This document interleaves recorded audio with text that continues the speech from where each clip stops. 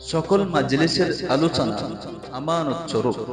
কেননা নবী করিম সাল্লাল্লাহু আলাইহি ওয়াসাল্লাম বলেছেন, আল মাজালিসু বিল আমানাতি, অর্থাৎ সকল মাজলিসের আলোচনা আমানত স্বরূপ।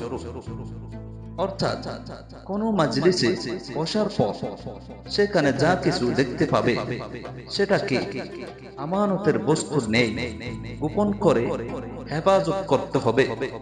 যেমন কারো গোপনীয় দোষ ত্রুটি দেখতে পাচ্ছ, অথবা কোনো মন্দ কথাবার্তা শুনতে পেয়েছ, সেগুলোকে কারো কাছে প্রকাশ করা জায়েজ নাই। কিন্তু তিন ধরনের বৈঠকের কথা প্রকাশ করা জায়েজ। ১ নম্বর, কাউকে অবৈধভাবে হত্যা করার গোপন ষড়যন্ত্রের বৈঠক।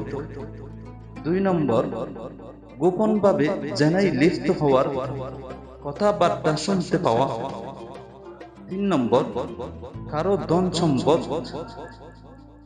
অন্যায়ভাবে লুটপাট বা ছিনিয়ে নেওয়ার কথা বার্তা যদি শুনতে পাও, তা প্রকাশ করা ইসলামে জায়েজ বৈধ। আল্লাহ তাআলা আমাদেরকে এই হাদিসটি ভালোভাবে বোঝার তৌফিক দান করুন। আমিন।